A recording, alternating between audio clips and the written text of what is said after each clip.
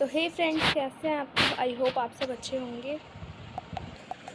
तो last video में हमने चैप्टर नंबर 1 डिस्कस किया था। इस वीडियो में हम चैप्टर नंबर 2 डिस्कस करने वाले हैं। तो इस चैप्टर नंबर 2 का नाम है ग्लोब, अक्षांश और देशांतर। तो चलिए चैप्टर स्टार्ट करते हैं टाइम वेस्ट ना करते हुए।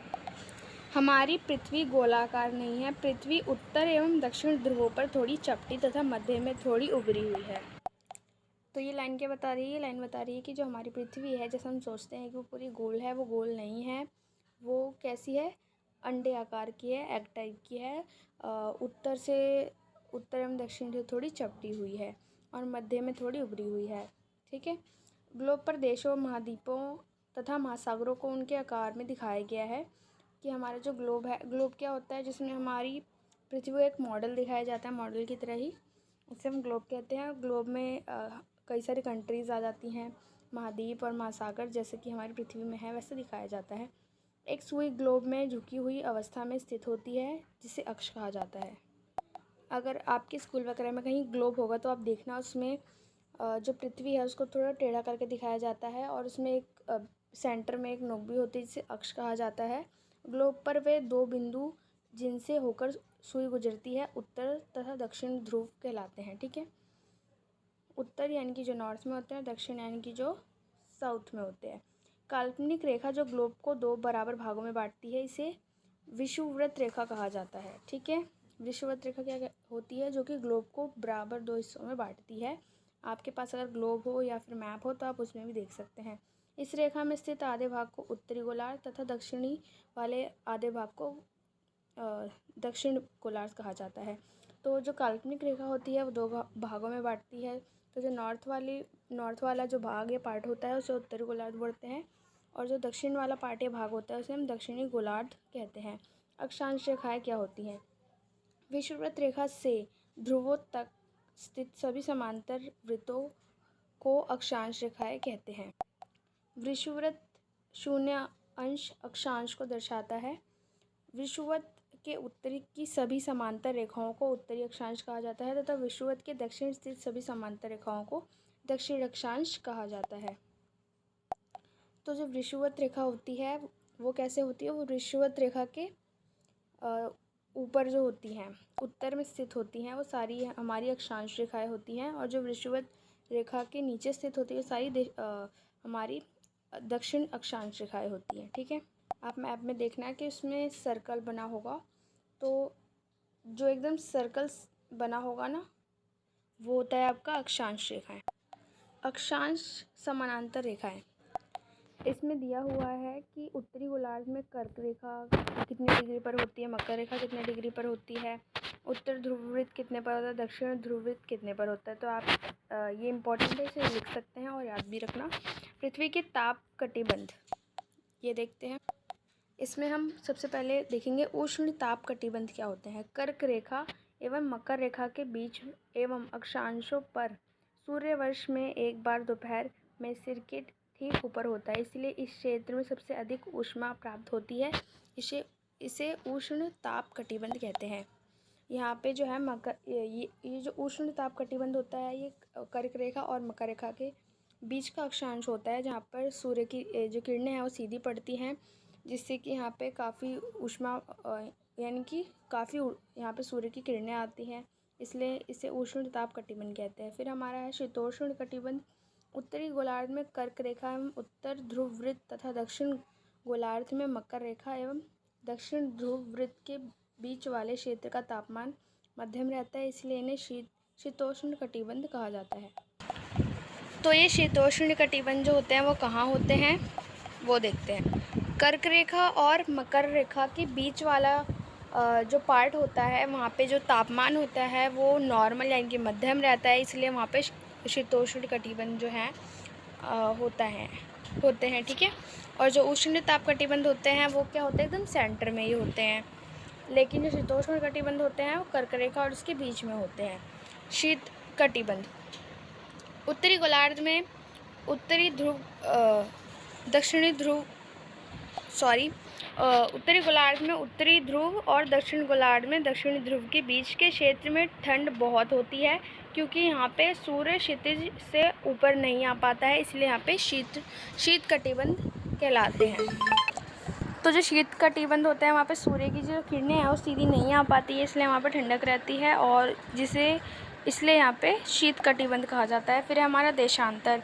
उत्तरी ध्रुव से दक्षिणी ध्रुव को मिलने वाली काल्पनिक रेखाएं देशांतर कहलाती हैं। देशांतर को अंशों में मापा जाता है, प्रत्येक अंश को मिनट को सेकंड में विभाजित किया जाता है। अक्षांश यानी कि जो समांतर रेखाएं होती हैं से भिन्न सभी देशांतरीय याम्योत्तरों की लंबाई समान होती है। देशांतर वृत्त जो है 360 डिग्री का होता है। अभी हमने अक्षांश रेखाएं पढ़ा था जो कि विषुवत रेखा के ऊपर नीचे होती हैं, लेकिन जो देशांतर रेखाएं होती हैं वो क्या करती हैं, ये जो है उत्तरी ध्रुव को दक्षिणी ध्रुव से जोड़ने का काम करती हैं। इन्हें काल्पनिक रेखाएं भी कहा जाता है। ठीक है, तो ये होती है देशांतर रेखाएं जो कि 360 डिग्री की होती हैं। फिर है याम्योत्तर। याम्योत्तर क्या होती है, इंग्लैंड के ग्रीनविच शहर से होकर गुजरने वाली रेखा को मध्याह्न रेखा कहते हैं। जहां ब्रिटिश राजकीय वेधशाला स्थित है से गुजरने वाली याम्योत्तर को प्रमुख याम्योत्तर कहते हैं। तो ये इंग्लैंड के बारे में कुछ बता रखा है जहाँ से ये रेखा होकर गुजरती है। इनका मन 0 देशांतर है तथा यहाँ से हम पृथ्वी को 2 समान भागों 180 डिग्री पूर्वी गोलार्ध एवं 180 डिग्री पश्चिम गोलार्ध में विभक्त करती है। मुख्य मध्याह्न रेखा विभिन्न देशों में समय निर्धारित करती है। 180 अक्षांश पर स्थित अंतर्राष्ट्रीय तिथि रेखा कहते हैं। ये एक ऐसी काल्पनिक रेखा है जहाँ एक दिन से तारीख बदल जाती है और पूर्वी देश पश्चिमी देश से एक दिन या कुछ घंटे आगे चलते हैं। तो यही होता है कि पूर्वी देश जो होते हैं वो क्यों उनमें टाइम का डिफरेंस आ जाता है, तो वो इसी रेखा की वजह से होता है। इसे अंतर्राष्ट्रीय तिथि रेखा भी कहते हैं। फिर हम देखते हैं मानक समय क्या होता है। समय को मापने का सबसे अच्छा साधन पृथ्वी, चंद्रमा एवं ग्रहों की गति है। सूर्योदय एवं सूर्यास्त प्रतिदिन होता है, अतः स्वाभाविक है कि यह पूरे विश्व में समय निर्धारण का सबसे अच्छा साधन है। पृथ्वी पश्चिम से पूर्व को और चक्कर लगाती है, अतः वे स्थान जो ग्रीनविच के पूर्व में हैं उनका समय ग्रीनविच समय से आगे होगा तथा जो पश्चिम में है उनका समय पीछे होगा।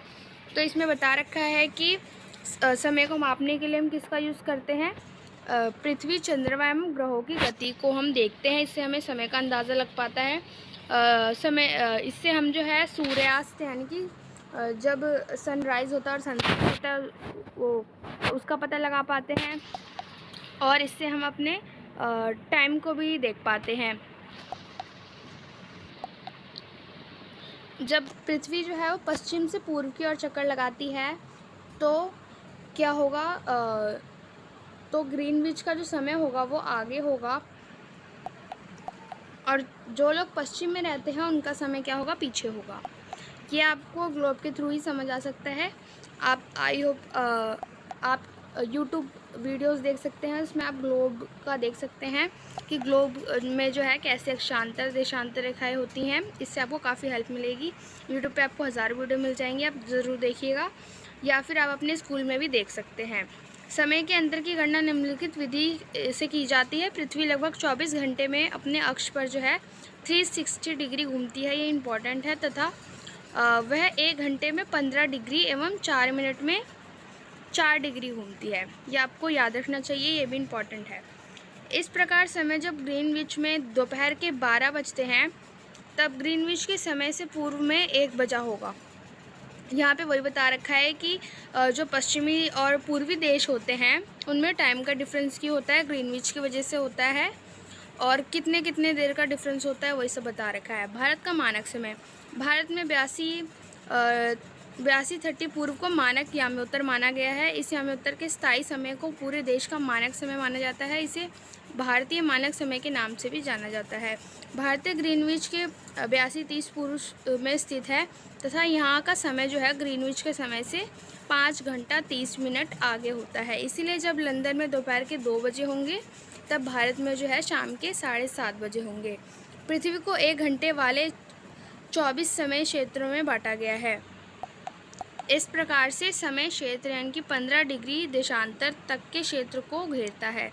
पीछे पश्चिम में 12 मानक समय, ये फार्मूला दे रखा है, तो इस फार्मूले को आप वैसे स्किप कर सकते हैं अगर समझ नहीं आया तो, बट अगर आ जाए तो अच्छा ही है। तो यहाँ हमारा चैप्टर एंड होता है, यही था हमारे इस चैप्टर में।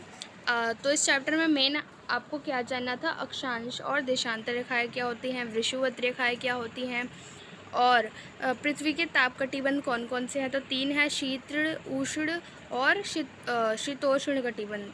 और यहाँ में उत्तर रेखा क्या होती है, जिससे कि जो है पश्चिमी देशों में और पूर्वी देशों में टाइम का डिफरेंस हो जाता है कि भारत में अलग टाइम हो रहा है, लंदन में अलग टाइम हो रहा है। फिर मानक समय क्या होता है, तो मानक समय भी मानक समय जो है हमें बताता है कि टाइम क्या हो रहा है, ठीक है ना। मानक समय का हम कैसे पता लगाते हैं, पृथ्वी, चंद्र और सूर्य की दिशा से। तो यही था, और यहाँ पे फॉर्मूला दे रखा है। ये आपको अगर समझ आ जाए तो अच्छा है, वरना आप इसे स्किप भी कर सकते हैं। तो यहीं ये वीडियो एंड होती है, नेक्स्ट चैप्टर की वीडियो भी जल्दी आएगी।